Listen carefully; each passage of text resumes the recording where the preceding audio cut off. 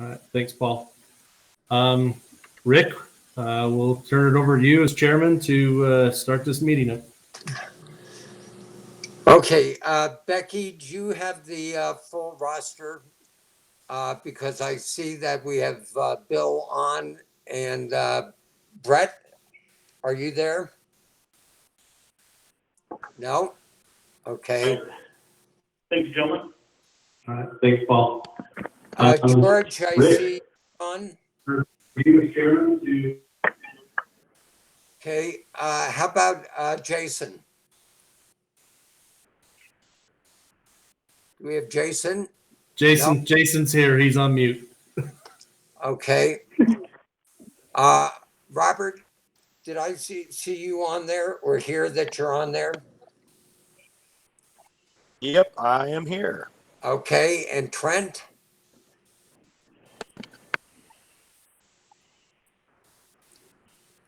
Okay, and Lana, I heard you on. Yes, I'm here. Okay, who am I missing? Brett Olson won't be here. He's excused. Okay. Anybody else we're missing, Lana? Or I'm sorry, Becky? I think it's him and Trent. Okay. All right, then we have the meeting order. Have you all had a chance to review the meeting notes from the last meeting? Because I was not present. Hopefully, can I get a motion to accept the meeting notes, please? I motion to accept. Robert? Thank you, Robert. Any second? Jason, This second. is Lana. I will second. Okay, thank you. The meeting note, any discussion in regards to it? Okay, meeting notes are accepted. With that, I'm going back to Ty to discuss the visitations.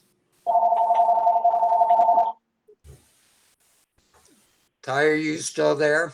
Yes, sir. Okay. I'm here with that. So, okay.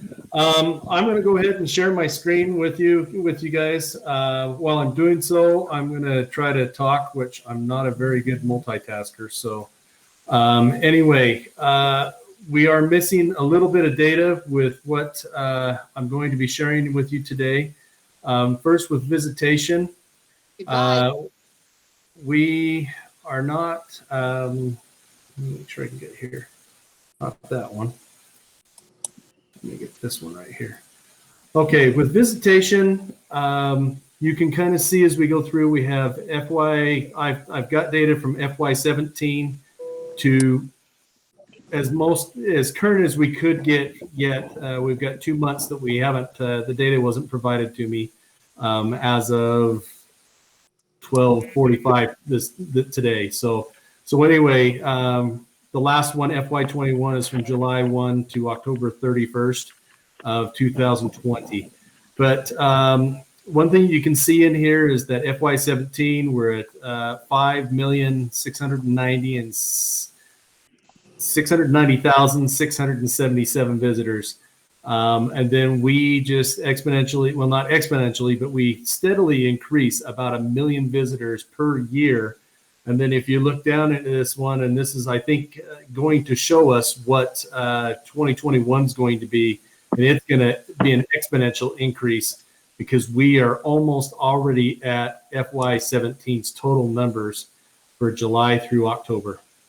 So pretty crazy. I know gathering the numbers, we had blockbuster visitation rates through December and also November, Thanksgiving, and just the school break over Christmas break was just amazing with what our parks and you know the surrounding recreational areas just experienced. So that's visitation where it is there. As I was talking to Rick before this meeting, I will include I will include the spreadsheets that go along with this. You can also get this off of our website. It's open and they're on our website. If you do in the little find or search bar, visitation, and it'll pull up all the information you need. You can go park by park, year by year with their visitation. So I will make sure that I include those spreadsheets with Becky, and we can put them in the meeting minutes. So you have it, but this is just a little easier to go through and hit the totals with. Next, I'm going to apologize right now just for the small print. Secondly, I'm going to apologize is that, as I said, our meeting was a little early the way we scheduled it. I normally don't get registration numbers for the previous year until about the 20th of January from the Division of from the Tax Commission, basically. So I do not have 2020's numbers, but what I wanted to kind of point out, and this is just like I said, an interesting fact in here is we've got records clear back from 1959. They steadily increased from 1959 to 2001. And then we almost got 80,000 registered boats in the state of Utah. And I would attribute that to that's kind of that introduction of the personal watercraft. That was that boom that we had when personal watercraft came into the market. And then it just started to slowly trickle down. You can see when we started hitting some of the recession, 2010, 11, we had a little bit of a hiccup. 12 went back up, 13 down. And we've been about the same number all the way across from 2013 to last year, 2019, at 64,000 to 64,000 to 66,000 registered boats. I think a lot of that decline too can be attributed to the cost. It's just the cost of things, the cost of owning a boat, but it's also a cost of registering a boat. And the boat owner that owned multiple boats and registered multiple boats every year now may only have one boat. And frankly, the boat owner, because of the costs of buying a new boat, the boat owner has moved from a boat owner to boat owners. And so it's not uncommon to see 2, 3, 4, 5, 6, even up to 10 people that are co-owners on a particular watercraft. So that's some of the things that we're seeing is these boats are being probably utilized more, but everybody that would normally own a boat is not. They're either sharing or they've limited what they do own. And it's just depending upon what free income folks have with that. So that's just a little bit of information about registration history. So, guys, yes, sir. a question on that. So even though the boats have gone down, boats have gotten more expensive. Has revenue stayed like as far as like tax base goes? Does that fluctuate according to the boats? I mean, is the tax base dropped or is the tax base? Yes, the tax base will anytime that when the numbers it correlates with the amount of vessels that we have registered. So basically to let you know what that is 2001 was a I'm going to say probably our largest revenue year that we've had on record. And so we're in and surviving this now. Revenue that comes through into the division of Parks and Recreation is there's 3 items. One is the registration fee, and that is it's the state registration fee. The county fee we do not see anything of. So we get a portion of that state fee. There we get about 20. That went up a little bit. We get about $36 out of that state registration fee with that. But some of that $10 that we are collecting in that is to offset money that was moved out of the boating account for AIS. So that's kind of refilling a hole that was created.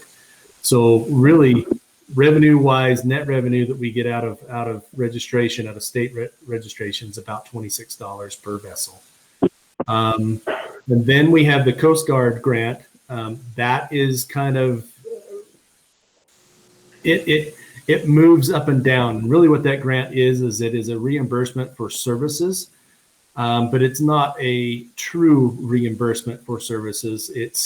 There's a pot of money. There's a big equation that this total number of money is being placed into it, plus how many registered boats the state has, how much the state spent last year in regards to recreational boating safety, and then the state gets an amount, and that amount varies every year from the Coast Guard. It ranges anywhere from 1.1 to 1.2 million dollars.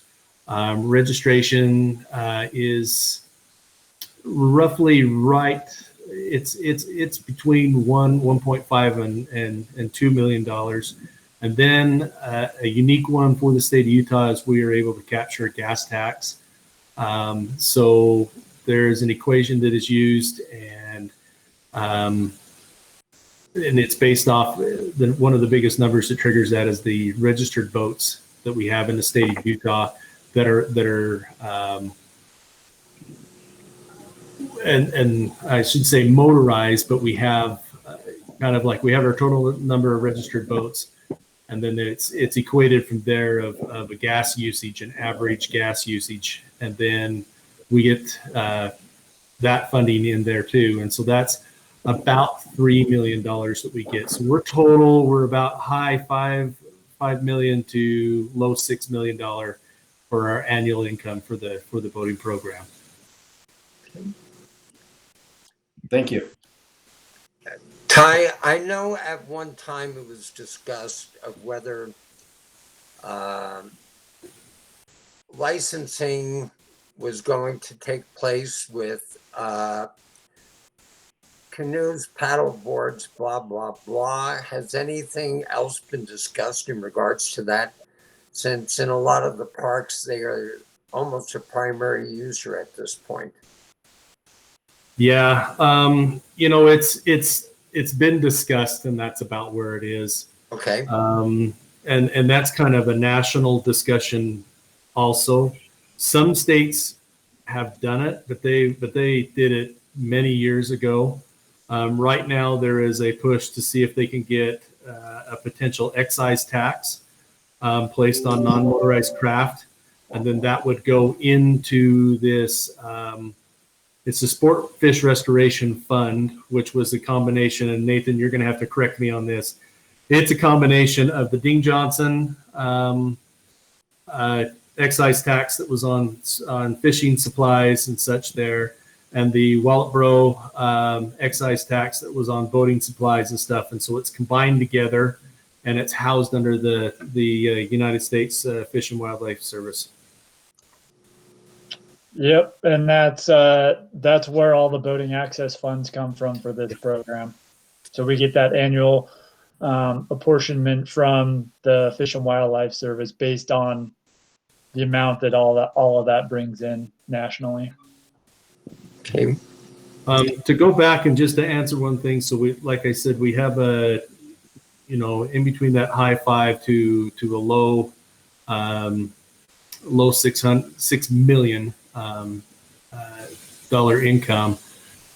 We normally, the account, once all the expenses have been taken out in a given year, we're in a scary situation that we run about, it's a high 1 million to the high $2 million carryover. So if by chance we were to lose funding, we would have to do drastic cuts to be able to keep the program going. But it's just we're living within our means, but that's basically what our carryover balance is running with. Okay. Any other questions that we have for Ty? I can also touch on that question regarding non-motorized. Like Ty mentioned, it's something that we're grappling with on a national scale. Everyone's trying to figure out the best way to approach it, and there's really not a great answer at this point. One thing that, just from the AIS perspective, some of the surrounding states have managed to do is to put the AIS sticker fee on the non-motorized vessels. You see that in places like Idaho, Montana. That has been brought up a couple times in the last couple months among some of our lawmakers exploring that option for Utah. Right now, we are a little bit unsure as to where that's going to go. I will say that the one thing that this group has kind of run into in the past is we are seeing more and more boating access proposals related to non-motorized facilities. And when we start talking about potentially a fee on non-motorized watercraft in terms of some sort of like AIS sticker, like what our residents are already paying as part of the registration process, and now the non-residents bringing motorized boats in are paying that too. There's an avenue there to use that fee to both partially fund the AIS program, but also create a new pot of money that could go towards the installation and construction of non-motorized boater access projects. So I just want to throw that out there, that there's a conversation happening, and I think boating access is going to play into wherever the conversation leads, and we need to be aware of that. Yeah. Okay. Not to basically drag this out much longer with it, but I know that there have been a few states that have tried to have this occur. The state of Oregon was probably the latest one, and it failed miserably. I don't even think it got it. It didn't get out of committee for them. To match our process that we do for our lawmaking, but they spent a lot of time trying to figure out and did a lot of research about what the non-motorized user wants and what they are willing to do to pay a fee, and then also to see where the fee goes. And it's just because it will be a brand new tax and everything there, they want a tremendous amount of transparency, which it needs to be. And they want to see almost a dollar for dollar match for what they're paying or what is collected in there for access improvements for them with that. So I know the state of Oregon, and I'm happy the state of Utah doesn't get into this a whole lot. They have they've got to clear any type of blockages on any type of the rivers and anything like that. So they expend a lot of money in non-motorized areas, and they use their motorized registration to cover that. So that was one of the reasons they tried to go through and do these pieces. So you can just imagine in Oregon on some of those rivers, when a tree falls, it creates a snag or a strainer, then the state has to mobilize work crews to get there and pull that tree out. But mainly, we don't have too many trees. We usually have boulders that fall into our area, and it, depending on the water level, it makes bigger rapids. So there we go. So anyway, I'm done talking. I'll push it over here to Rick so we can go to our next thing. Okay, Nate, you're up, bud. We have 2 updates from you on boating access grants and AIS. Sounds good. Thanks, Rick. I am going to present a few slides here for boating access.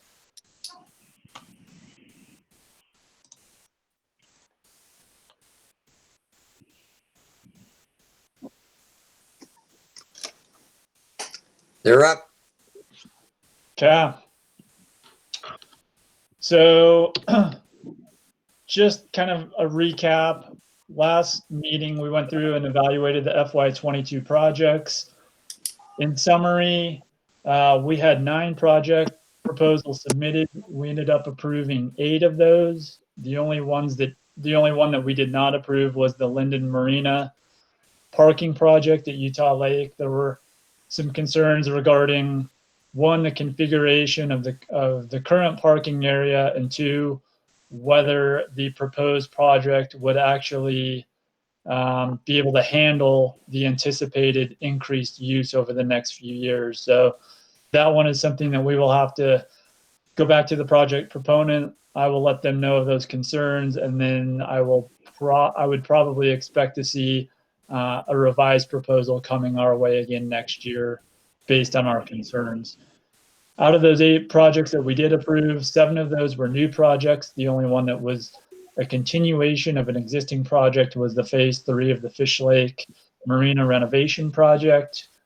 In total, those 8 approved projects are going to be consuming $301,000 in federal funds and just over $34,000 in state parks matching funds. And obviously that's excluding Fish Lake, which is a whole nother animal and a pot of money that's kind of already been spoken for. So that's what we did last time.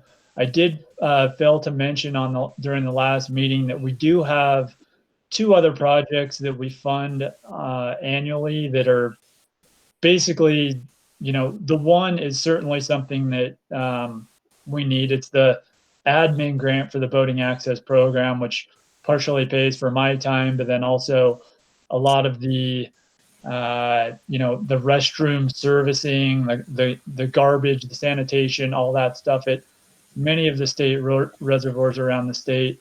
And that typically comes to about $110,000 annually in federal funds. And then, the match for that comes from Division of Wildlife restricted funds. And then we have had over the last several years a Flaming Gorge infrastructure operation and maintenance project that has to do with some of the docks, the removal and installation of docks at Flaming Gorge. That is typically around $22,500 in federal funds each year, and Parks provides us $7,500 in match for that project.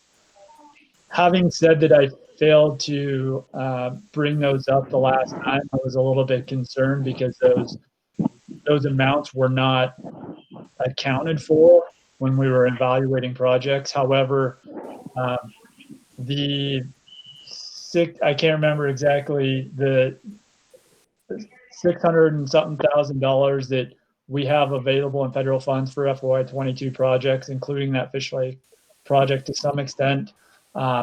That's only about 75% of what we typically get from Fish and Wildlife Service in total funding. We get that final total sometime in February. So as long as that 75% stays relatively the same, then our final amount that we get will be more than enough to cover these additional 2 that I failed to mention last time. So we should be fine there, unless for whatever reason the revenue generated through the taxes is not what it used to be. But from what we saw this last summer, I don't think that's going to be a problem. So that's where we are with that. Any questions on any of that before I kind of jump into some of the discussion that we started last time? So when you say at Flaming Gorge that basically 30 grand is for docks, what do they actually do up there with the 30 grand? Can you answer, you know? Yeah, Bill. So it's a grant that goes to the Forest Service, and they're essentially putting in and taking out docks a couple times a year. It's for their staff, it's for their construction crews, all that stuff. Typically, it doesn't end up being $30,000 per year. I think in the last few years, it's been around $20,000 to do that 2 times per year. But that's what that's for. I can't even remember exactly where that location is on the gorge. Okay. Hey, Nate, George here. So is this where I should ask my questions, or are you going to go into the projects? I wasn't planning on diving into the specific projects. If you have any specific questions on any specific project, I would bring them up now and we can get into that. Okay, so there's 2 projects. One is the Jordan River mini trail, whatever it was. Mm-hmm. So when I looked through that project proposal, I noticed that They mentioned a lease of some private property, but I never saw anywhere in the project proposal what the amount of the lease was, who was paying for it, and what the time was on the lease.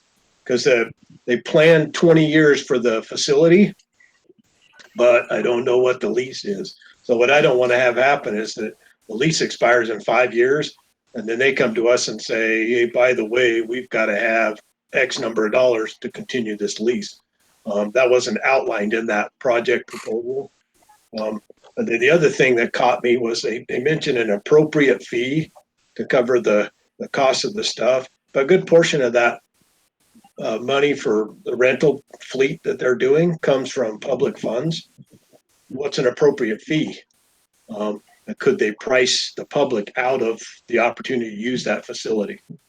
Those are my two main ones on that particular project. And then I have another project I had a question on. No, I appreciate those questions and those concerns, George. To get through the leasing part of this, we don't dive into the specifics of any lease that has already been acquired. The one protection that we have is that in that proposal, and we would require this regardless, the project proponent is responsible for maintaining public access and maintenance over the useful life of whatever we're building. In this case, it's 20 years. So if their lease ran out, it would be completely up to them to figure out how to maintain public access and to maintain that. Otherwise, they need to reimburse us the cost we've already put in. Okay.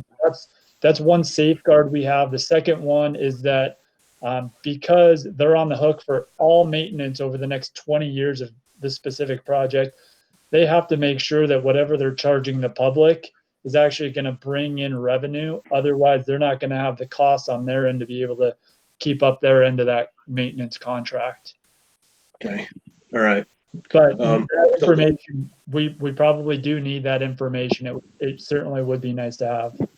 Well, and it was just a question that was, it's kind of, I don't want to say ghost, but there's nothing there outlining that particular part of that proposal. And I'm just concerned that because there's hundreds or probably $1 million going into that facility and there's no details on the lease. So, George, I can reach out to the applicant and get that information for you if you would like, and then that would be awesome, because that's a great concern for me, especially when we're spending this much money to ensure that it's going to be, if we're going to do it, it's got to be an ongoing thing. The other thing I don't think they compensated or accounted for was now Salt Lake City is building one over where the old water park was. And so they're going to put like $2 million into that mansion, and they're building a boat ramp and they're putting in rentals, from what I understand. So we'll see how all that pans out. Yeah, and the other thing, George, and everyone, is this project also, the total cost of the project is reliant on several different pots of matching funds. Some of which have already been acquired, a few of which have not been acquired yet. And so the way I look at this is we would tentatively approve this project if that's what the council decides.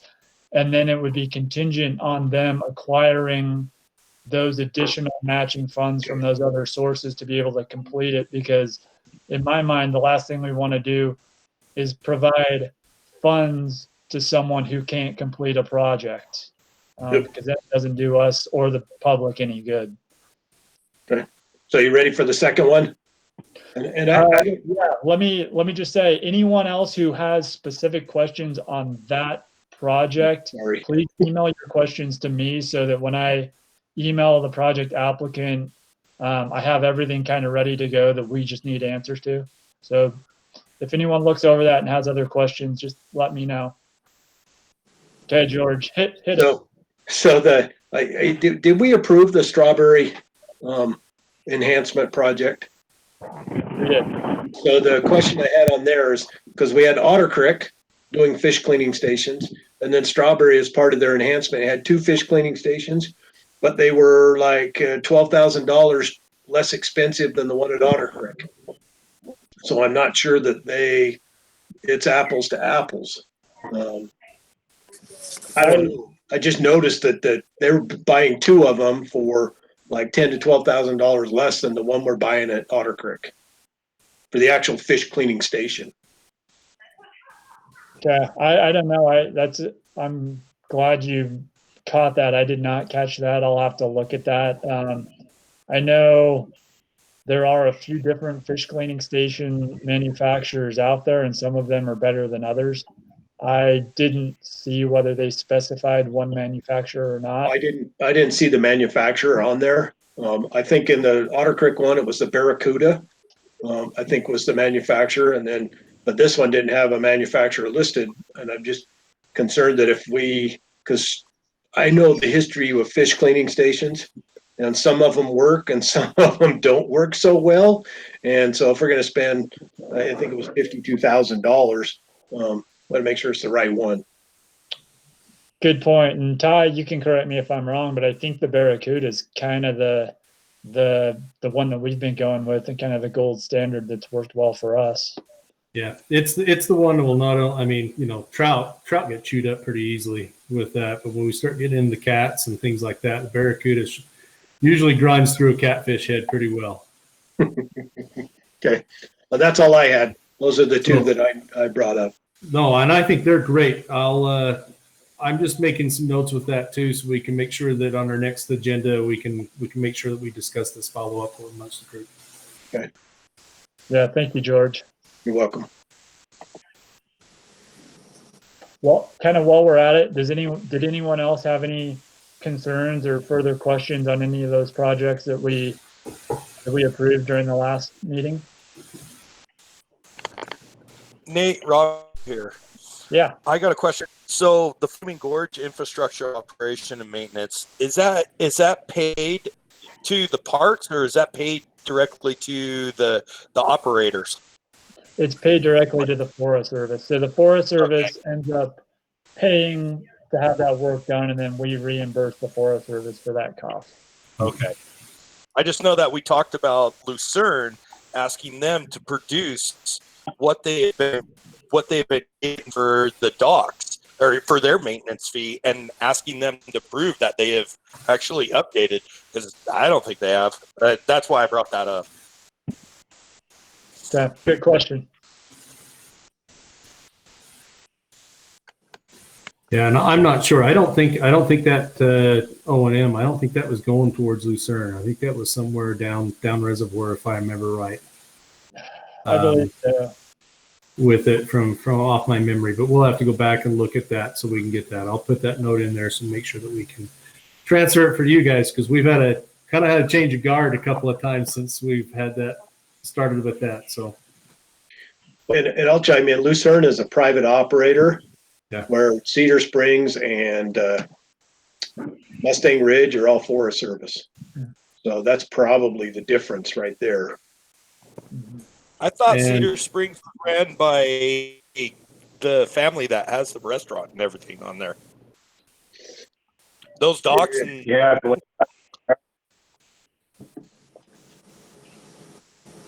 I don't know on that one. I could have sworn. yeah, I believe Cedar Springs is privately too. Well, I can get you the location of that project before this call is up. I can look at the file fairly easily. Okay. Okay. yeah, I'm pretty sure they're all individually owned. Sorry, what was that, Bill? I think all the marinas up there are individually owned now. Private individuals. Huh. I don't know. That very well could be. I know the Forest Service manages several of them, and because we're in a discussion with the Forest Service in the state of Wyoming on a rapid response plan for Flaming Gorge, and when we start talking about closing down ramps and those types of things temporarily, the Forest Service is the one that has that authority So they're the main one that we're currently talking with, although that's going to expand to the marinas individually in the next couple weeks. Ty, would it be difficult to get to actually find out who does own those? I don't think so. I think it'd just be a simple reach out to the Ashley National Forest, and we can figure that out.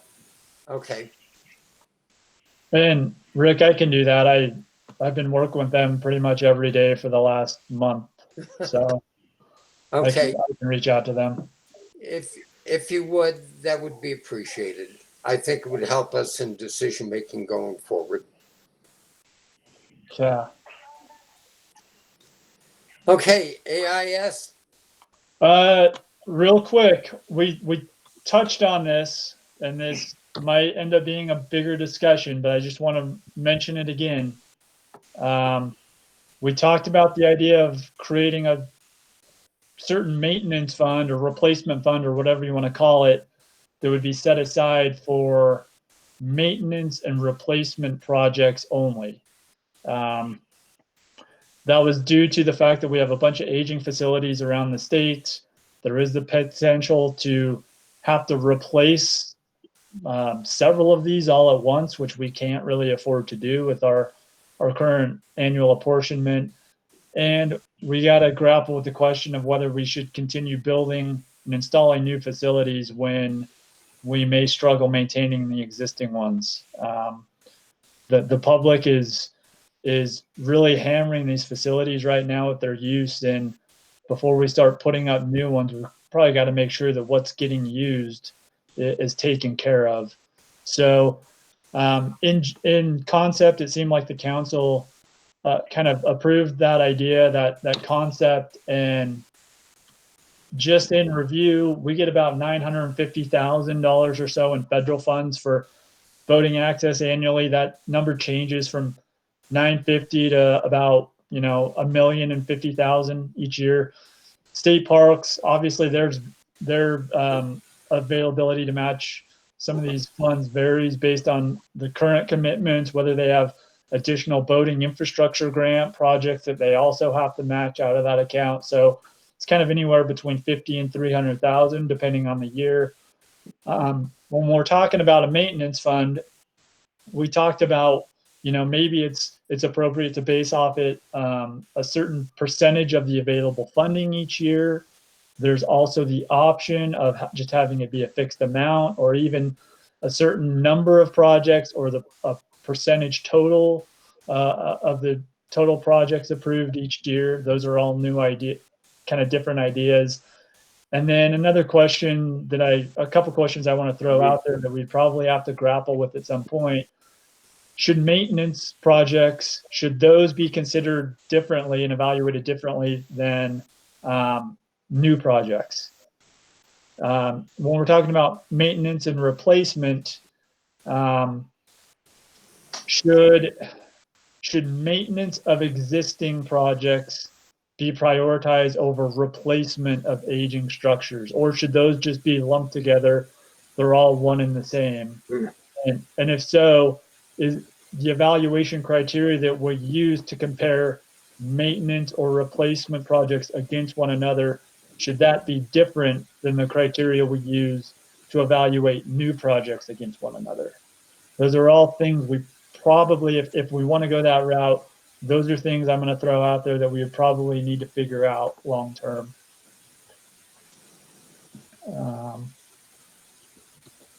Then I just wanted to wrap up with, this is a picture of the new retaining wall up at Bowery Haven Marina at Fish Lake. If any of you had been up there, to say that was on the verge of a disaster was probably an understatement. It was certainly a health and safety risk. So this is part of the, multi-million-dollar effort that we're engaging in up at Fish Lake. And as I said last meeting, FY22 will be the last year that project is under construction, and we're looking forward to seeing everything new on the ground there.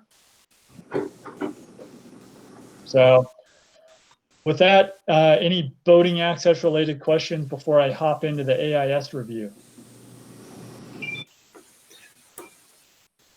If I can, I'm just going to put one thing in here on the voting access with it. I think this is something that's not going to go away. Nathan and I will work in getting some ideas or some options placed in there, because I know it's kind of hard for you all to advise us when we're actually the ones that are trying to and on the hook for some of these accounts. So I think if Nathan and I come and we give you 3-4 options, or maybe even just 2, and allow you guys to look at them, vet them, and prioritize what you feel would be the best options to roll with, then it gives us, in essence, a direction for us to start moving for the future. And then when we have new grants coming in, we can either redo the application or whatever else to assist with us prioritizing these items when, before they sit, you guys see them. Ty, one of the things, and this is just going into different maintenance and new, projects, to me, offhand, seem like they should be, separated. But one of the things is that, were any of these funds in the past handled by Dan Clark? And if so, are those just coming under your decisions now? Yeah, we're not really sure how everything's going to kind of play out from that situation there. So I think it's going to be ran, and as of right now, what we're doing is we've moved this out to our region maintenance crews, and we have moved a person that has kind of they could apply for this position, and they're kind of the contract administrator or the construction administrator for that region. Sorry for that in the background. Hang on just a second.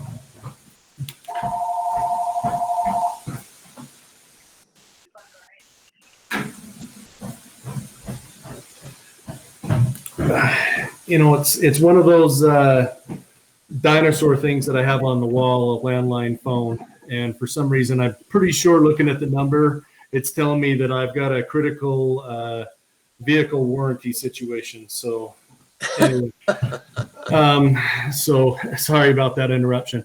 But anyway, we moved these positions in there to it was kind of to assist Dan, but now we've kind of farmed all the projects out to these construction supervisors in the 3 regions that we have. So we have 3 of them there, and then we have, in essence, Dan's assistant, who is filling in for that position in interim. He's kind of covering the larger projects and such. And so, yeah, it's changed, and I don't know if I'm actually, Becky will probably laugh, I don't know if I'm actually capturing it the way that it is, because it's, I think day by day, it's kind of a dartboard situation. And until we can get it hammered down and find out which way it can work and kind of recover from that incident or incidents, then it's going to be a little hard to tell. Thanks for that question, Rick. Okay. All right, Nate, do you want to do the AIS part? Sure. Let's see.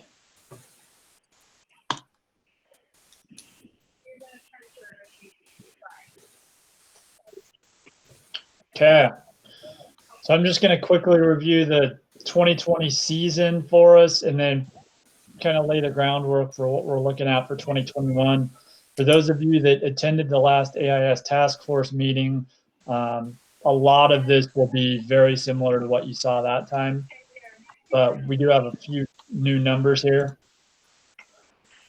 So this graph just kind of shows you the inspection and decontamination workloads that our staff, working alongside state parks personnel and then National Park Service staff at Lake Powell, have seen over the last 7 years.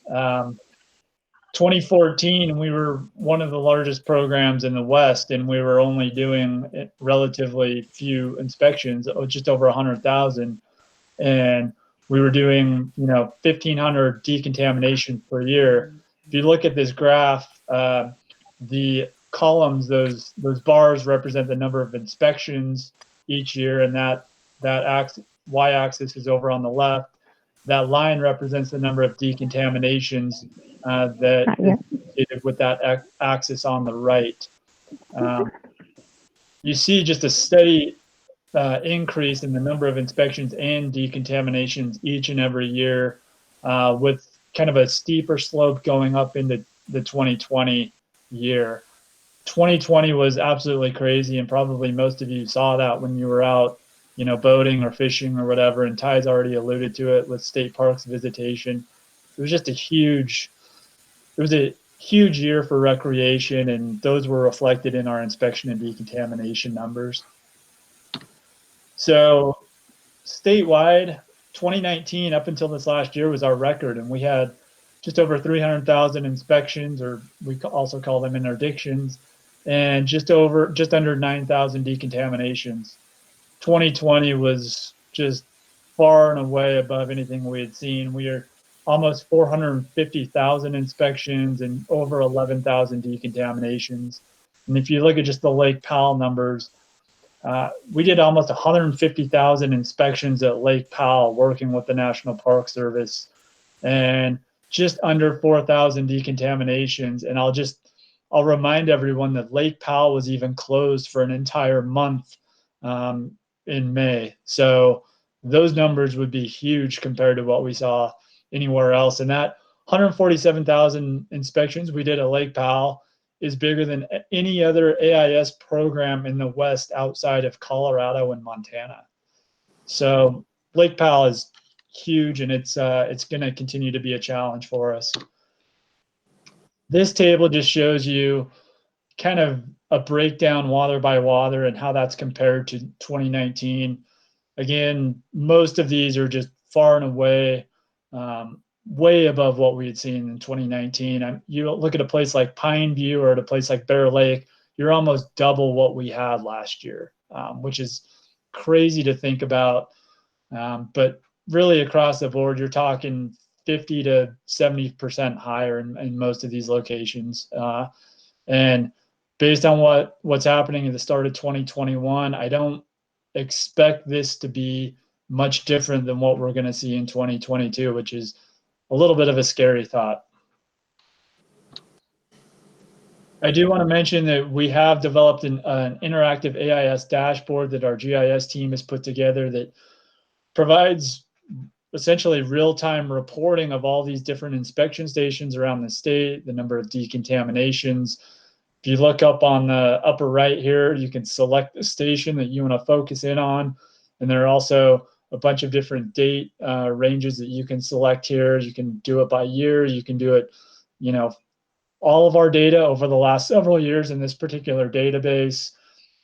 And it breaks down each location also based on the type of boat we are encountering at that location, whether we're seeing largely wakeboard boats or PWCs or what have you.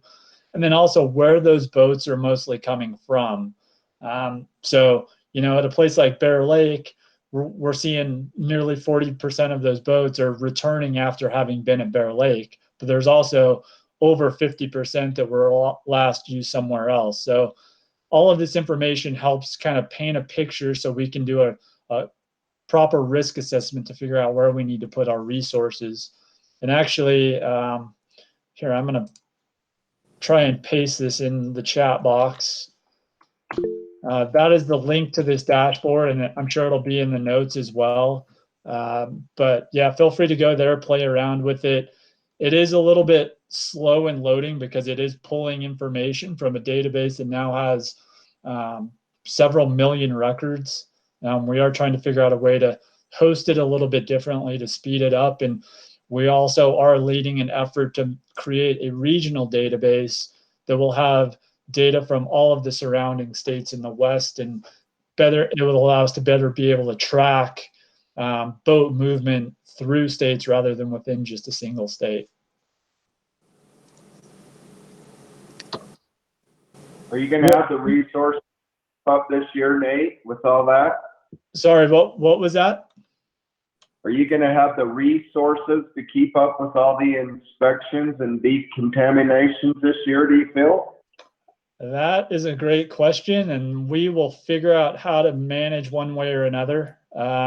We've got a couple exciting programs that we're going to be piloting that I'll talk about here in a second that will hopefully allow us to offload some of this workload to either automated systems or newer technologies. But yeah, that's a good question, and that's a concern for us for sure. Okay. We did receive an appropriation during the 2020 legislative session for nearly $1.4 million that would allow us to do a variety of things. And one is to bolster our Lake Powell containment efforts through establishing new inspection stations on 3 separate highways coming out of Lake Powell. One near Kanab, one near Hanksville, and then another near Blanding. Right now, we are in the process of purchasing property in Kanab. We are very close to starting the purchasing process for a property in Hanksville, and it looks like Blanding will probably have to wait, but that is the lowest priority. We're struggling trying to find an appropriate spot of land there that will work for pulling boats in and out and identifying any property that's actually available to lease or purchase. The last one, that wasn't part of this appropriation, but it's going to be new for 2021, is we have established a mandatory inspection station just outside of Vernal on the way to Flaming Gorge. So that inspection station now will be intercepting boats headed to Flaming Gorge, Red Fleet, and Steinecker reservoirs. So that's something that we're excited about. That's been a couple of years in the making, and we should be staffing that full time here probably in late spring. So we've got a couple different things going on here to modernize our program. We're mostly just because of the workload. Ty, you have a question? Oh, you're on mute. There we go. I do that too. So I just want to make sure that we just throw out one thing with the new port that is being placed on Highway 6 in the Price area. Was that a thought of a potential expansion? And have you talked with UDOT with that as another pinch point coming back to the Wasatch Front? Good question. As far as I know, we have not talked to UDOT. That would be probably a lower priority than Hanksville or Blanding, just because it's a little bit farther removed. That certainly may be an option if none of those other ones work out. The one challenge for us is we need multiple filters and multiple safety nets en route, but at some point it no longer really makes sense because, as you know, we could probably always use more funding at a place like Deer Creek or Jordanelle. So what's the line where we've got enough in place that we feel comfortable and now those resources can be directed somewhere else? So it's a good question, and I'm sure we're probably going to be approaching that in the next year or two. We've got a similar challenge up near Strawberry with the Sheep Creek Road going in, and we're talking about new inspection stations to be able to intercept boats using that road now. So we're basically in an arms race at this point, unfortunately. But yeah, so we've got a couple different things going on. Obviously, we're always looking to improve our efficiency. We've got to figure out a way to increase our capacity just because of that graph that you saw. Those inspections and decontaminations are not going to go down. They're going to continue to go up. How do we stay at, in lockstep, in pace with that? And then we need to figure out a way to disperse the workload because based on those Lake Powell numbers that you guys saw, our Lake Powell crew, I don't envy them at all. In fact, I'm pretty surprised that we have anyone left at this point. They just get hammered each and every summer, and we got to figure out a way to support them. So we've got a few different programs I'm going to touch on in more detail coming up, but we've got a port passport program that's going to help automate data collection for us. We've got the private decontamination program that we're looking to add some vendors to help us provide additional decon options for boaters around the state, but particularly along the Wasatch Front where we don't have a bunch of great options for them. And then probably the thing I'm most excited about, a hot water dip tank for decontamination. So the private decontamination program, right now we have contracts in place with 5 businesses around the state. One is specializing in providing mobile decontamination services to the public in central Utah, which is kind of a cool idea, and we're anxious to see how that works out. The Division of Wildlife is going to be paying for this program, so boaters will not be charged for any of these services aside from an additional fee to have someone associated with this mobile company come to their residence or wherever they choose to have that done. That's going to be paid by the boater, but the decontamination work is going to be paid by the Division of Wildlife. Our FY21 budget for this entire program is $400,000. Based on the fact that this program didn't get up and running really until late fall, and a lot of the training could not take place because of COVID, I doubt that we're going to even use half of that number up. But that's the anticipated budget for FY22 as well. So we're hoping to keep that at 400 or 500,000 kind of each and every year. Push boaters to some of these businesses. The businesses benefit, the boaters benefit through increased convenience, and it takes some of the workload off our people that are on the verge of burnout at this point. And the ultimate goal is just to make sure that we are intercepting boats and decontaminating them before they show up at these reservoirs, because when that boat requiring decontamination shows up at a Pine View at 6 a.m. on a Thursday morning, that's a problem for us, and that's a big challenge, and we don't want that. We want that taken care of before that boat shows up anywhere close to the reservoir, so we don't have to worry about that decontamination at that point. It's simply taking that information down and letting them launch. Nate, how Yes. is this going to be communicated to the general public? Good question. We have I'm butting heads with our outreach a little bit on this one, because we can't specifically name any businesses in any of our outreach material, even though we need to direct people there. So we are going to be using social media to put out posts saying, hey, there's a new option for boaters passing through Hanksville. Please refer to the new decontamination location map on our website or something along those lines. We're going to do a few different press releases as these vendors get up and running, but a lot of it's going to fall to the vendors themselves. We're going to give them our stamp of approval, and they've been certified through our program. They are official decontaminators, but some of that's going to have to fall to them directly. We'll do our best to let others know there are additional options out there as much as we can, but we can't, unfortunately, put a name to any of these new partners because apparently, and again, this isn't my opinion, but apparently it shows favoritism. Okay. Nate, got a question for you. Yes. Why can't we? Being out of the DNR, why can't we get the other dealerships that they don't care? They're not going to care, and I'm sure they're willing to, have a pamphlet on their service desk or something, or at least let these other dealerships know that if they did not join the ASI program, then at least be the decent dealer that you should be and say these dealers are. That's a great point, Robert. And yeah, if we can do that, that would be fantastic. Again, we are apparently, from what I've been told, in an awkward position. We can't produce anything that has any specific business names on it. So we would probably have to rely on someone outside of the division to partner with us and kind of take the lead on that. I'm certainly happy to have those conversations.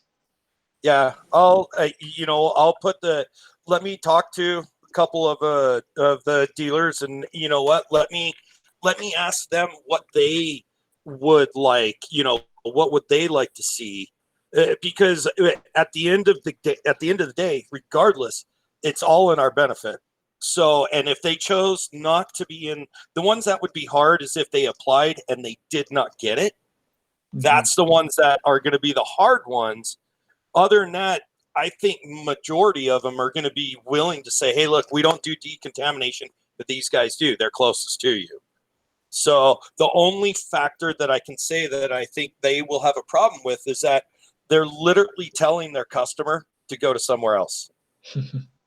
And that's the number one thing that we would have to try and convince them that it's not about a customer issue. It's about, the actual, what we're trying to achieve. Yeah. So if anybody has any idea that I can go to these dealers and maybe present them with something, please speak up, because it's going to be hard enough for me to go and talk to these guys and say, hey, look, tell your customer to go over here. But, how can we, I'm asking the board, look, I have no problems. I will gladly go talk to all the dealers. I have all the emails of the owners and everything, but it has to be put in a fashion that, how can I say it, that is not damaging to them. So if anybody has any ideas, please either say it to me or email it to me or something. Give me some ideas that I can go off of and maybe build something on.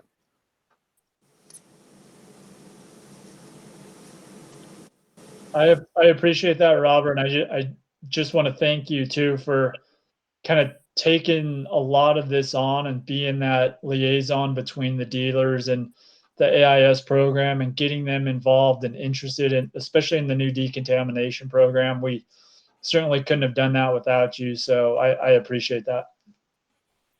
Well, I don't think we're done by far. No, not by a long shot.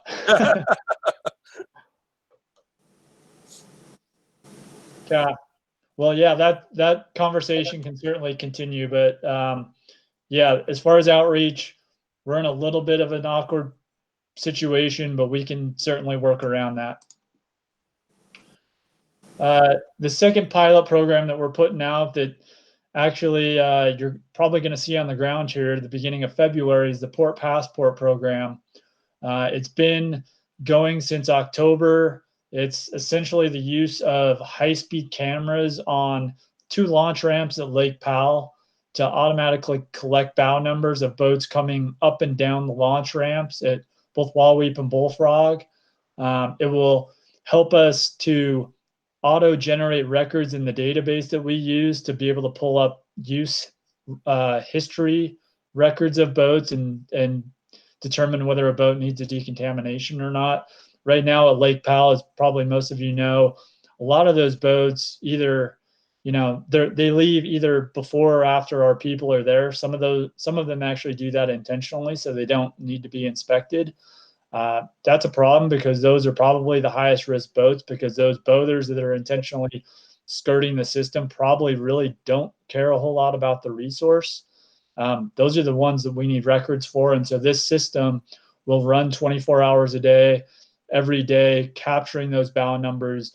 For those boats that we are unable to inspect, there will at least be a record of that boat having been at Lake Powell. So wherever it shows up next, we can pull that record up and say, whoa, you need a decontamination, buddy. You need to come over here with us, rather than asking them where they've been and then telling us, oh, we only come here.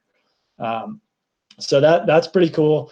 We're going to continue to do our inspections, and any inspection record we put into the database will overwrite any auto-generated record that the camera produces for us without any inspection data associated with it.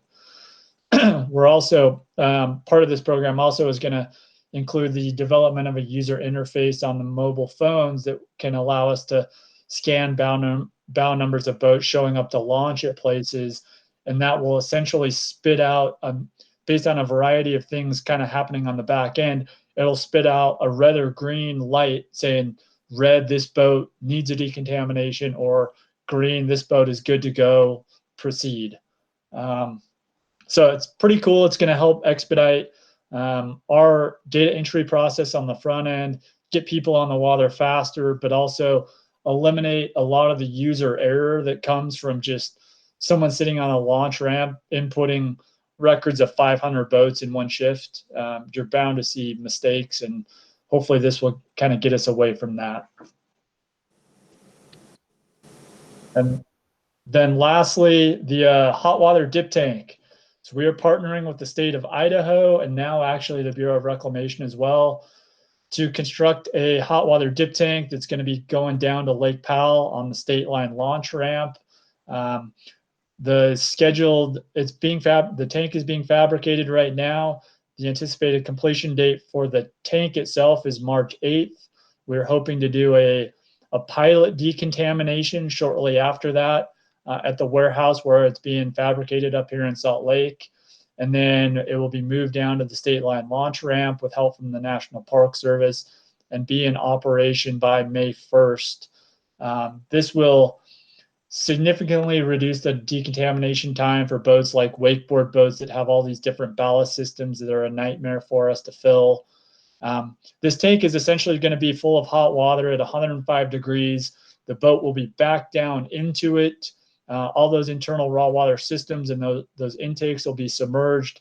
All those systems will be fired up all at once, essentially flooded with this hot water. It'll sit for 2 minutes. They spit it all out, and then they drive off. So in theory, you could reduce the time it takes to do a complex wakeboard boat from an hour and 15 minutes to 10 or 15 minutes. Wow. That is pretty exciting, especially given the fact that we're doing 4,000 of those at Lake Powell every year. Obviously, you're not having to deal with all the stupid attachments that you have to when you're looking at all these fake lakes for all these different intakes of these boats. These boats are becoming more complex each and every year, and we're always encountering systems where you need some sort of specialized attachment for this one boat. Otherwise, you can't even get into it. So hopefully it will reduce all those variables that kind of are out of our control. And it will also be a future-proof decontamination method. Regardless of what crazy systems the boat industry comes up with, if you can get water in the system by sitting in a lake, you can get water into that system by sitting in this tank. So we're pretty excited about it. It's never been done before, never been tried before. This is going to be a pilot program, and if it works like we think it's going to work, and yes, there will be some bugs, I can see another one of these potentially up at Bullfrog in 2023, and I think you'll be seeing these pop up. I've already had multiple states contact me saying, if this works, we're next on the docket to have one of these put at our most popular reservoir. So you could easily see a dozen of these pop up in the next 3 years if this one works, which is pretty cool. And then just kind of moving forward, we got all these pilot programs we're looking at. We got that Kanab inspection station that we're going to work into our Lake Powell program. And one of the reasons too, that Kanab inspection station, we're not really sure what the state of Arizona is going to do. They've been a little bit flaky, to put it nicely, down at Lake Powell, and we have had to react to what they have either committed to do or not committed to do. And we're quite frankly tired of that. So this will be a backup regardless of whether Arizona staff are manning Wahweap and Antelope Point ramps or not. This station will be able to interdict all those boats for us anyway. Additional rapid response planning. We're just finishing up and finalizing the rapid response plan for Flaming Gorge. Once that's finalized, we have the template we like. You're going to start seeing these things churned out, probably a handful or more each and every year after this. And then we're partnering with the USGS on developing a structured decision-making framework for how to best utilize eDNA in our early detection monitoring efforts. It's a very slippery slope. And again, no other Western state is doing this. We will be the first, and there are a lot of eyes on us, so we're being very careful. But we feel like eDNA is something we've got to learn how to use because It's a tool that's so much more powerful than what we're currently using, but we just got to figure out how to use it appropriately. And then the last thing I'm going to mention, we just recently had a meeting with a bunch of the Western states, subject matter experts in the AIS world, fish chiefs, to talk about how we can better come together to put together a regional approach to invasive mussel management in the West. Ty was part of that. Thank you, Ty, for participating. And we started off by doing a SWOT analysis, looking at the strengths, weaknesses, opportunities, and threats of what's currently happening in the West. And some of the strengths identified were the communication between the states, the coordination between the states, and some of the inspection and decontamination standards that are being used by AIS staff around the West. Some of the weaknesses included gaps in coverage at some of these, ports of entry and other places, inconsistencies in authority and enforcement capability. That was a big one that, luckily in Utah, we have a very strong enforcement component to our program, but in reality, we are arguably the only state in the West that does, and that's a problem. Opportunities involve some new federal funding that's going to be going to the Colorado River Basin and through the Water Resources Development Act. There's an opportunity to figure out a more stable funding source. Like a lot of the Blue Ribbon work, it comes from a dedicated pot of funding that is there every year. That model is a good one for figuring out a way to fund AIS programs each and every year and not having this giant question mark saying, oh my gosh, we hope the funds come through because we just don't know if we're going to have a program this year. That regional database that I've mentioned, there's a ton of opportunity to better utilize that for our risk assessments. And then the threats, we have a couple states in the West that just have a ton of water bodies infested with quagga and zebra mussels. And quite frankly, I don't know, sometimes they express a lack of concern regarding what happens outside their state because they just don't have anything to lose anymore. The lower Colorado system, there's a lot of jurisdictional complications that go along with that. There's authority gaps that are huge there. And then outreach messaging fatigue. How many times can you tell a boater that quagga mussels are bad and you got to clean, drain, and dry your boat before that boater just says, I've heard it, get on with it. We need to reinvent some of the messaging while also still staying true to the message, which is sometimes difficult. I don't want to get into this a whole lot. This is probably going to be something that we're going to talk about at our next meeting, but there's the potential for a new AIS related bill on the Hill this next legislative session that might have us require the Division of Wildlife to draft a statewide rapid response plan for invasive mussels. I'm not going to dive into this because, like I said, it will likely happen and we'll probably have more specifics regarding it by our next meeting. So at that point, I can fill the group in. Hey, Nate, I just want to chime in on that the bill's already been filed. Yep. And it does have a number, but I didn't see a fiscal note with it. Yeah, the fiscal note, I provided some numbers that really the only fiscal impact it would have is my time and our law enforcement sergeant or lieutenant's time to figure out how to put this thing together. It's going to be a pretty intense process, and quite frankly, I don't have a whole lot of time this spring to burn, but the bill says that we would be required to report that to the legislature, I believe, by August 1st. Yes. Yep. So it would be a quick turnaround for sure.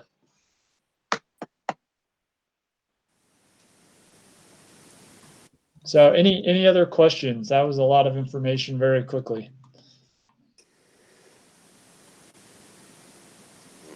Okay, if no questions, thanks, Nate. As always, very informative on the information that you give to us, and we appreciate it. Do we have other business that we need to discuss? Rick, is there any way I could have a few minutes? Sure. Right before. You have 13 and a half, as a matter of fact, Jason. Okay, I'll take 10. right before this meeting started, I ended up getting a PowerPoint.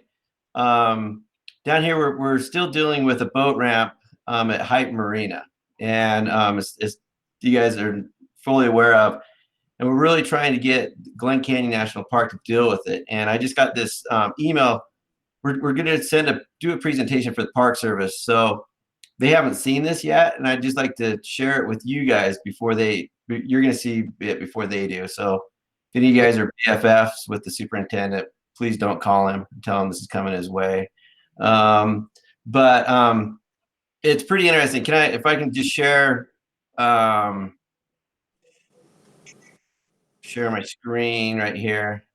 Can you guys, and I'll just take a few minutes and kind of just briefly go over this. We've been working with an organization called Returning Rapids, as well as American Whitewater and American River Association, because we can't get anywhere with this boat ramp at Northwash at Hype Marina. It's getting to be a huge issue as it's come up from time to time, and we've actually been dealing with this since 2003, and the Park Service has come back and said, hey, we need to do environmental studies. This is going to take 2 years. This is in 2003.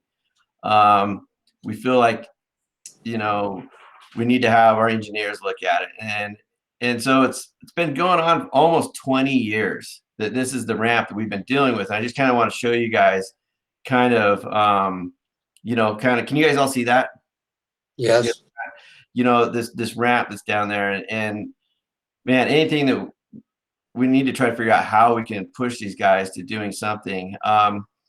Right now, as we're going down, here's the old ramp. You guys may remember that back in the day, the old height ramp. This is the concrete ramp right here coming down. And can you see my mouse on here? Yes, yeah. So my mouse from about right here to the river's edge right here is almost a mile.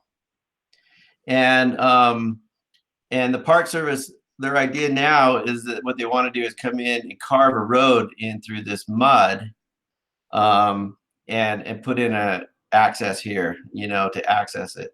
And looking at it right here, here's currently where the takeout is. This is high water. And what we're dealing with now is they've discovered this is what they call a perched river. The original river channel for the Colorado River is right over here. It's right underneath this block right here. So there's a chance at some point that the river could change direction and come through here. It just doesn't give it a really stable environment. But here's a ramp in 2003. Here it is. Here's the boat ramp right here. You can see how far the river is away. People having to pull up, and how people are getting boats out. And they're having to carry boats long distances. They're using roller tubes to roller. Here's my company right here, running boats up. Here's actually the Park Service getting boats up at this boat ramp. And this is a huge incline. And having to use these roller tubes with winches pulling these boats out. Here's a boat as they're pulling it up, it fell off, and a bunch of people trying to get that boat back onto the trailer to secure it. Winches break, as we all kind of know. Here's a winch that broke and it came back and released and hit this guy in the face. And then, this is the takeout right here of pulling boats up, everything coming out. And then they've come in and they've repaired it, but as soon as the water comes up, it's what it does with this, we call it this Lake Powell sediment. It's this horrible sediment that it saturates with water, and then as the water dries out, it just collapses on itself, and it just sloughs off into the river. And so they'll come in and they'll try to do this work, but it doesn't last very long. It sloughs off, creates these, at some points there's been 10-foot drops, from where it's sloughed off down to the river. And then when we get high water, it comes in and it just destroys everything and makes it so that you can't use it. And then one of the other issues is as Lake Powell continues to not be full, the lake is dropping faster than the sediment can reduce itself, and it's creating these rapids coming through.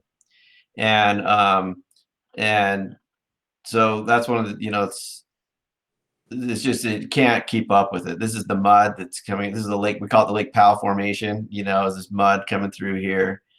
Then having to roller tube, things up. For us, as you guys were talking, like our company, we can't take our boats out here. Taking these boats out involves a semi truck and taking these boats completely apart, rolling up the tubes, sort of on. So we're then letting our people off at this ramp, and then we're motoring 45 miles to Bullfrog. And then when we get to Bullfrog, Bullfrog has three lanes, I think, right now, because the ferry ramp is not usable. We take up 2 of these to de-rig these boats and take them apart. And when we get down there, we really have nowhere to go. We have no option. So we'll start taking boats apart. Last year on Memorial Day weekend, I bet you there was boats 8 miles up the road, almost to Tickaboo, waiting to get in because we were taking boats apart. And it's a horrible situation that, we don't really have anywhere else to go or anything to do. And so, here's what they're trying to do is here's where the boat ramp ends, the concrete ramp ends. And now they're trying to extend this ramp all the way down here and create something. But our concern is that the way this sediment is that it's just going to saturate with water as the lake comes up or as the river comes up, and it'll become unusable. And you can kind of, here's a historic picture of where the historic channel is, as it comes through here. And this is where right now where this red arrow is, and the yellow thing is where the river currently is. And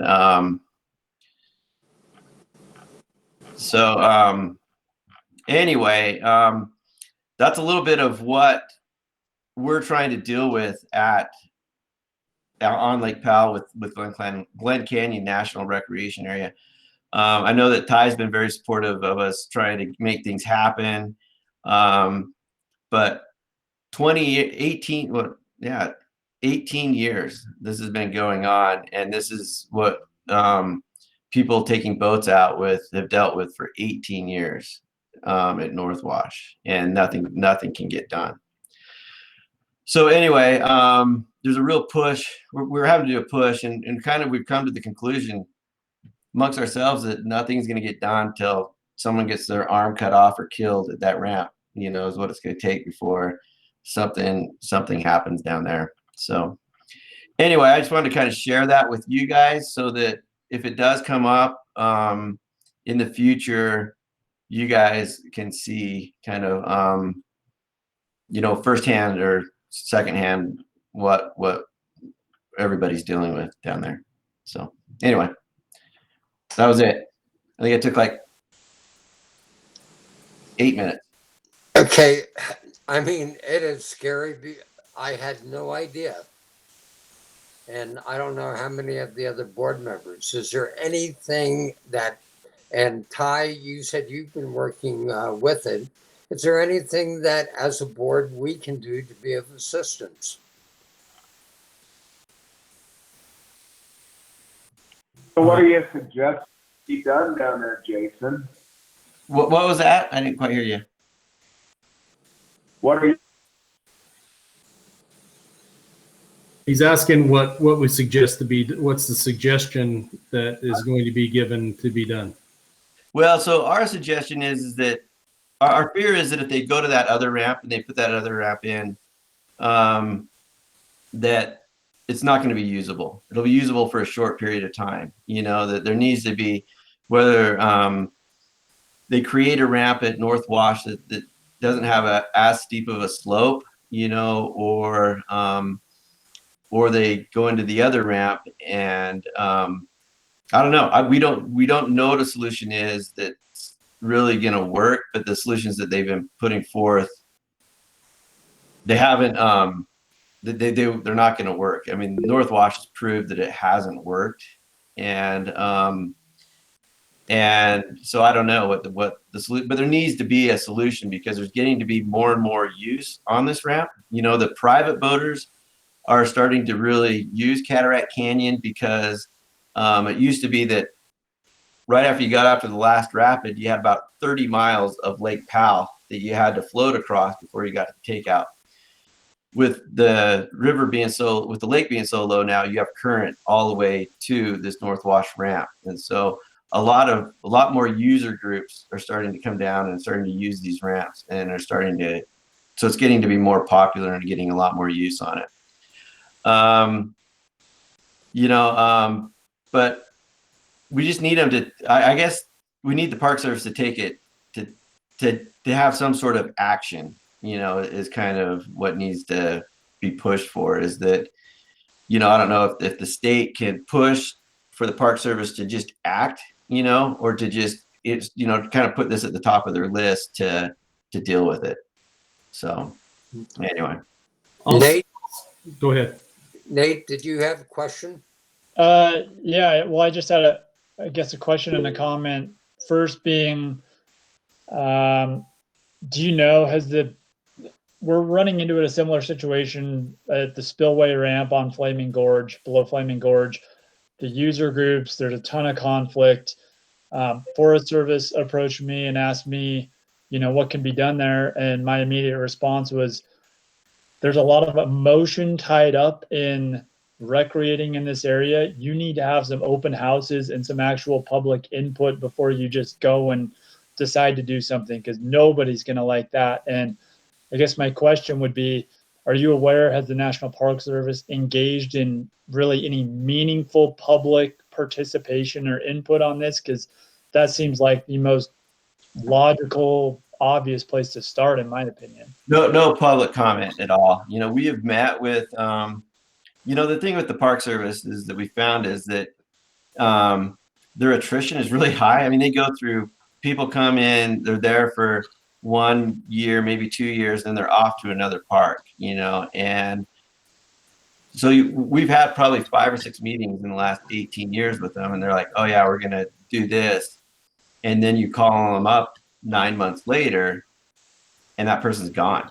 There's just, but no, they haven't had anything. And I get it, Glen Canyon's huge, and they're more worried about their other boat ramps, stuff like that. But so they don't want to kind of, this isn't on their radar. So, but it needs to be. George? Yep. So I've actually had some experience with this because we explored a boat ramp at White Canyon, Blue Notch, and Red Canyon. Yep. And everything, all of our I's were dotted and T's crossed, but the National Park Service wanted to pave the road. And it was going to be $1 million a mile at that point in time. And the division didn't have the money to come up to be able to do that. Because we told them we just settle for a ramp in any one of those locations and just improve the road, grade the road, and we'd be good with it. And they threw us off by they wanted to pave it and put guardrails on it. So the groundwork's been laid for additional ramps at Lake Powell. It's just a matter of finding the right person at the National Park Service that will allow you to do it without having to pave the road. Right. Okay. Ty? Yeah, I just wanted to make sure that everybody knows with this too, is that there's kind of two issues that kind of roll along with this, is that we've got put in is occurring at Candylands, and Candylands is in full support of doing work, but we've got issues of Glen Canyon not wanting to do the work. And so, and again, George, yeah, you get into this to where it looks pretty simple, stupid to be done, but yet there's a tremendous amount of red tape and cost that comes along with it. And lastly, I just wanted to put one last thing in there. I don't know about our water levels really improving. Going about a mile for height across silt. I don't see that as being feasible. So I'm almost looking at, is there something at Bullfrog? I know it's not the greatest solution, but North Wash is still the same issue. Is there something at Bullfrog that can be done either at the ferry or at the main, or because I know the cofferdam's about ready to pop through the water on the main ramp, and then most everything's moved over to the commercial. So that may be the more logical place to go, and it will be improving access to all. Right. Well, the ferry ramp has been inoperable for, I think, 3 years now, at least, I don't think it's even operable, but so anyway, so this is going to get presented to them. I just want to kind of bring you guys up to, I don't know that any of you guys have ever seen pictures of what's going on there, and it's just kind of an educational thing. So you guys can see, as we're talking along the boat ramp theme, I wanted to throw in a boat ramp, and so you guys can see kind of what a crappy boat ramp looks like. So, Jason, thank you for going over that. I know I had never seen it, and I'm sure that, it's very enlightening, unfortunately. Yeah. We do have to set a date and a time for our next meeting. And Ty, April, would that be appropriate? April brings, like July, some complications. Easter's one. For those that may have family to go on spring break or do whatever else, that's another one. And spring break is staggered throughout the entire month of April across the state. So, and I know Jason probably feels that down in Moab because they get the month long. Well, that's kind of your push, but doesn't seem like it's backed off much this year. So I was going to throw out some times or some dates with this that could roll, because Easter is the first Sunday this year in April. I think it's the 4th. Yep. Correct me if that's wrong. But anyway, so the 4th is Easter. So we could go the latter part of that week, I think, is the 8th and 9th, which is a Thursday or Friday. There's the 14th, 15th, 16th for the next following week. And what I'm trying to do is I'm balancing these around kind of trainings and other things that we're happening in-house. So I'm just kind of throwing out. So we got the 8th, 9th, 14th, 15th, 16th, the 20th, 21st, and 22nd.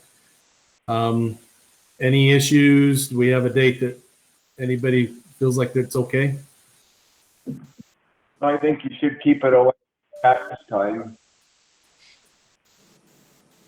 I didn't get cut out. Keep it away from tax time, maybe? Okay.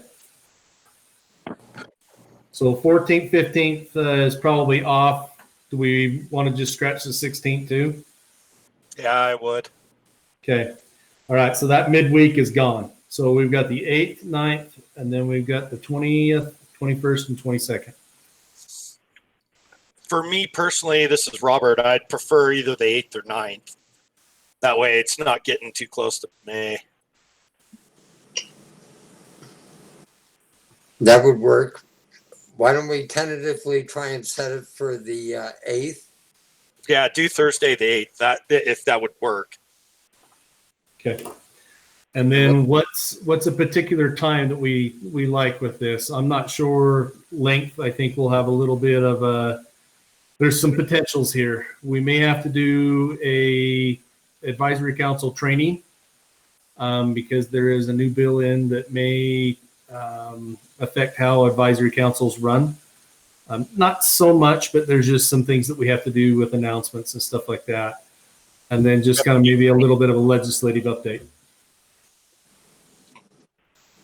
Okay. Why don't we shoot for the 8th, and we'll do it, just like we normally do, and see if we can come up with the time. Okay. So 1 o'clock. I like that. Right after lunch. Yep. All righty. Okay. All right. Any other business that anybody has? I just have one question. Is that meeting?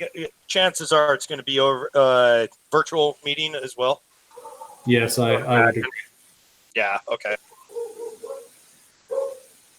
Well, there's some of us old farts that may have our shots by then, Ty. Yeah, I'm hoping that I can keep myself clear because I'm slated for next Wednesday. So Well, good. I, All right. I heard it's a painful son of a gun too, especially so. Can Good, I you get can come by and kiss everybody. a motion to adjourn then in a second? I second. Who motioned? Robert motion. Sorry. Robert motion. Okay. Do we have a second? I second. Okay. Thanks, Jason. All right. Thank you all. Appreciate Okay. you taking the time for it. All right. Bye. Okay, Thanks, See ya. everybody. Thank you. Bye, guys. see ya.